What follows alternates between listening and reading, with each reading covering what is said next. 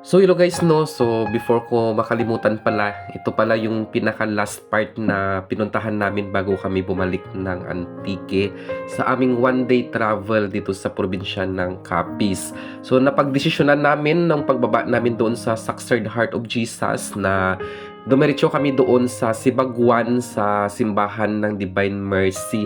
At dahil nga lamang po no, na malapit lang din yung Divine Mercy dito sa pinuntahan naming simbahan sa Sacred Heart of Jesus. So actually nasa baba lang siya, kaso nga lang yung daanan ay iikot ka pa.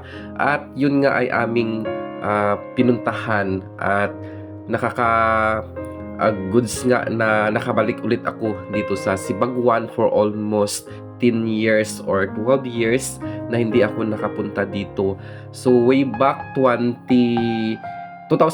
I mean, panong last na punta ko dito. So 14 years na nakaraan yung first at last ko na punta dito sa Divine Mercy dito sa Sibaguan.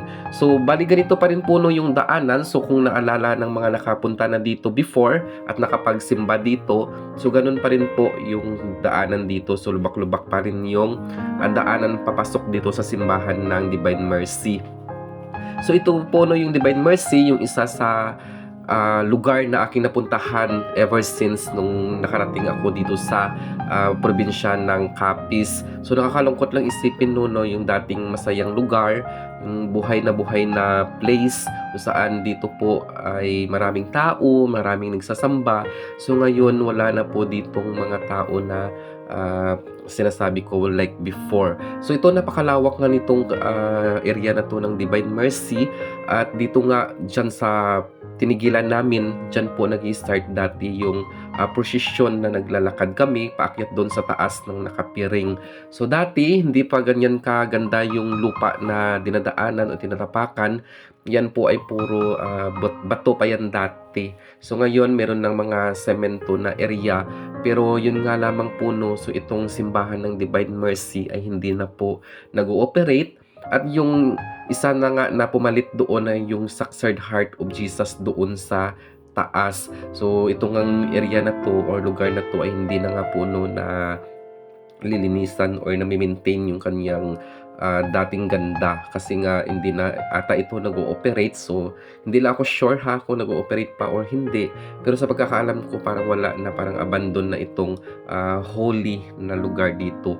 So dito sa Divine Mercy dati marami ditong nagsisimba at nagpapahil. So isa po ito sa mga lugar kung saan po maraming miracle na nangyari sa mga taong may sakit at may mga intensyon sa buhay. So isa nga po ako nuno sa mga taong yun na nakarating dito at nagpa-heal dito sa Divine Mercy. So yung kinagandahan nga lang dito before ay dyan sa loob ng simbahan na yan, tiyak na mabubuhos talaga yung luha at kung ano-ano pang nararamdaman mo sa buhay, kasi talagang magagaling po yung mga pari na nandyan before. At yun nga no, so marami na dyan nakarating ng mga tao sa iba't ibang sulok ng Pilipinas. So maswerte pa rin ako at nakabalik ako dito ngayong 2024. So nakakalungkot lang is ito nga no, so wala na siya yung dating Divine Mercy na aming napuntahan way back 2008, 2005. So elementary pa ako nung nakarating ako dito. So ngayon 2024 na ulit ako nakabalik dito sa Divine Mercy. So yung tinuturo ko na yan, dyan dati ako na umuupo sa mga upuan na yan, naalala ko pa. Tapos sa loob ng simbahan talagang napaka-holy ng lugar na yan dito sa Sibaguan.